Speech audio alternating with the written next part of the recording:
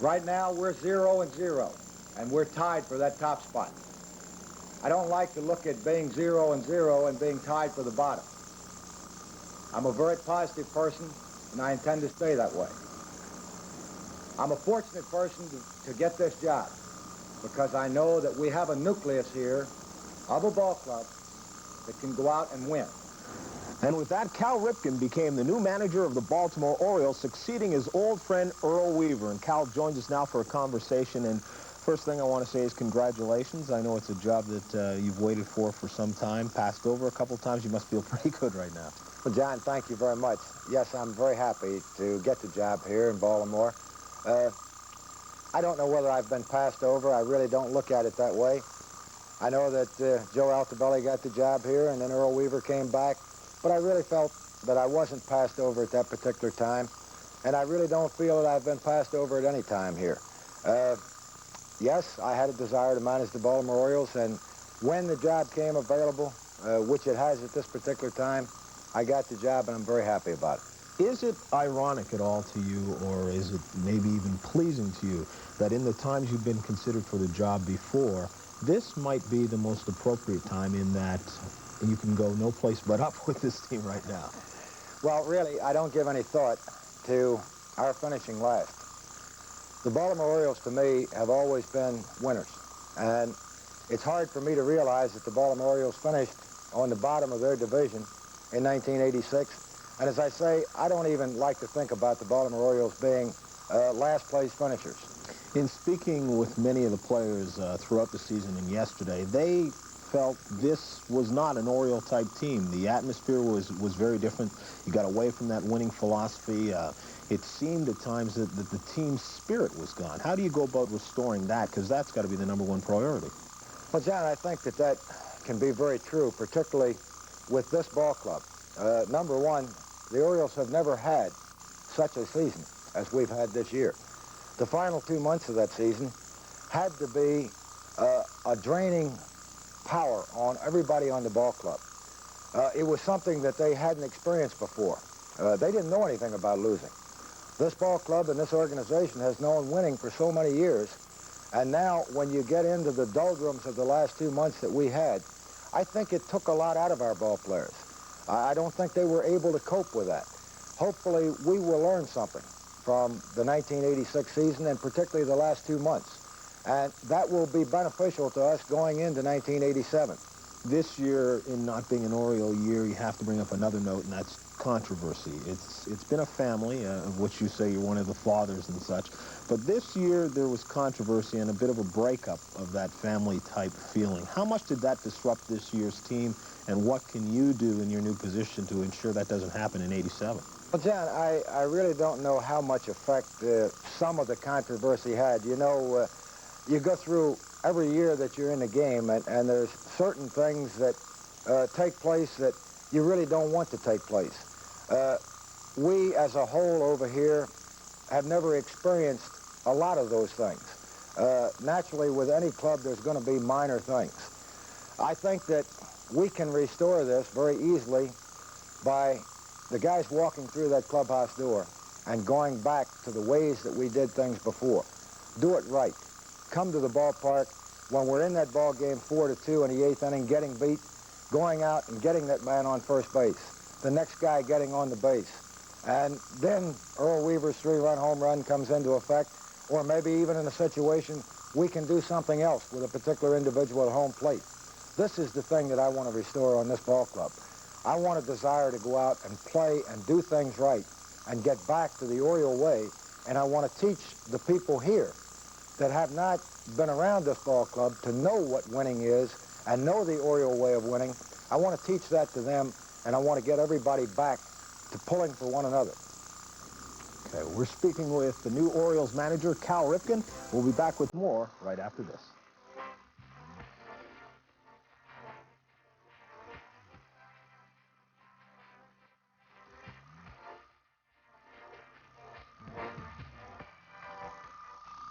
Is your time valuable?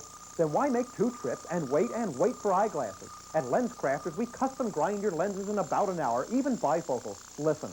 My glasses were finished in around 45 minutes. We went out for lunch. and when I came back, the glasses were ready in about 45 minutes. If your time is valuable, this is the place. Quality is important, this is the place. Lens Crafters, glasses in about an hour. Owings Mills Mall, lower level next to Hecht's. No matter where people live, work, and shop, when it comes to buying a car, they come to Fox. I shopped quite a few dealers, and I found my best deal at Fox Chevrolet. We got considerable savings on both purchases, and we're super pleased with the service. I came to Fox because I needed a new car desperately, and I got a good deal there. I saved $1,000. I saved money by buying from Fox. Last chance on 2.9% financing ends October 8th at Fox, the Chevrolet Auto and Truck Discount Center, Security Boulevard at Beltway Exit 17. The people of Baltimore have a whole new taste. When volunteers held their own taste tests, I usually drink Pepsi. they picked the new taste of Coke over Pepsi. You chose Coke. I picked Coke. What'd you pick? I picked Coke. I chose Coke. That's how Baltimore volunteer groups like these proved it to themselves that the new taste of Coke really does beat Pepsi. Right. Prove it to yourself. Coke. Catch the wave. Coke. Diane? Magnum, caught in a conflict between beautiful twins. No, Deirdre. I'm her sister. One he loves. Well, didn't Deirdre give you my message? Deirdre's here? One he believes. I'm talking about the mental institution she was committed to. We're trying to murder me. And the conflict is murder. Did you ever try and kill him? Never, I swear. I'll have to kill him, too. No! Magnum. Tomorrow at 4 on Channel 2.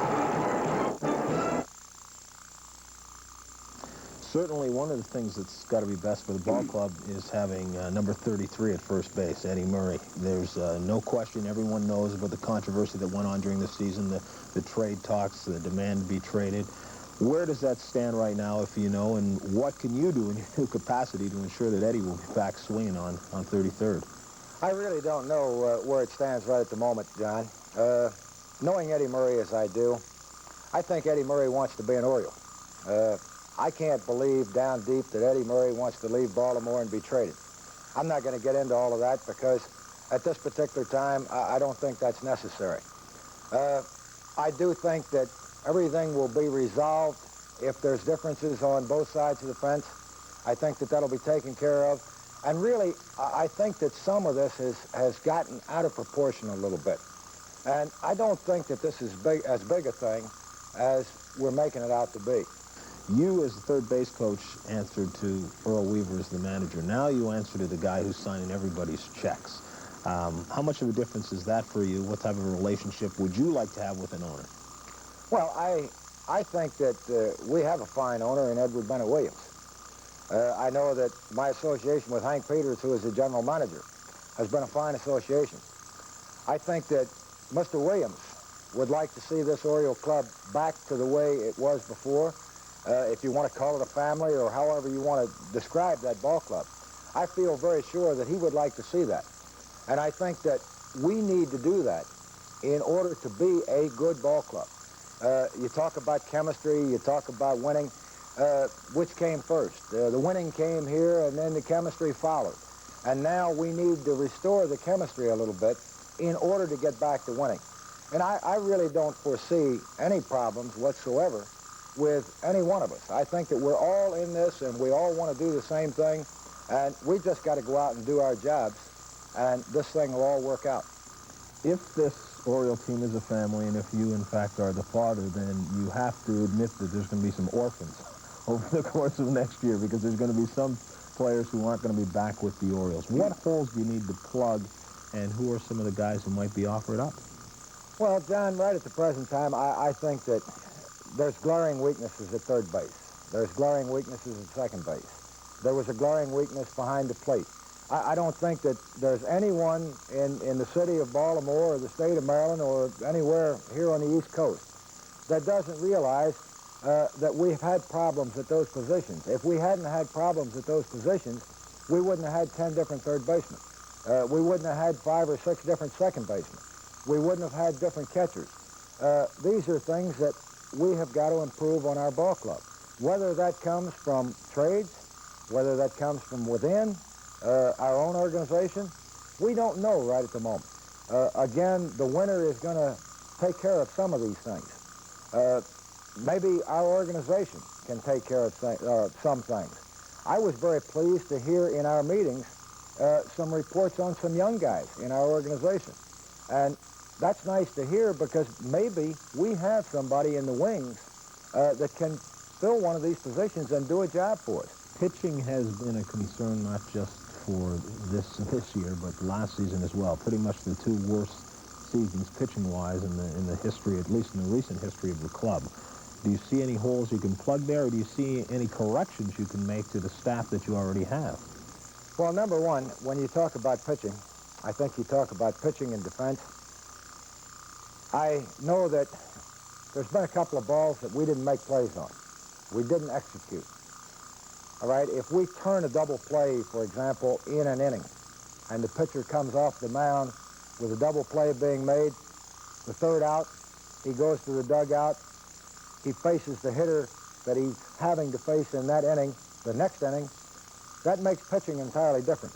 So those two things work hand in hand. And I think that there was a lot of times this year that was the exact thing that happened to us. Okay. Skipper, nice to call you that name right now. No one wishes you better luck than we do. Well, thank you very much, John. I certainly appreciate it. Cal Ripken, Sr., the new manager of the Baltimore Orioles. He replaces Earl Weaver. Thanks a lot for watching.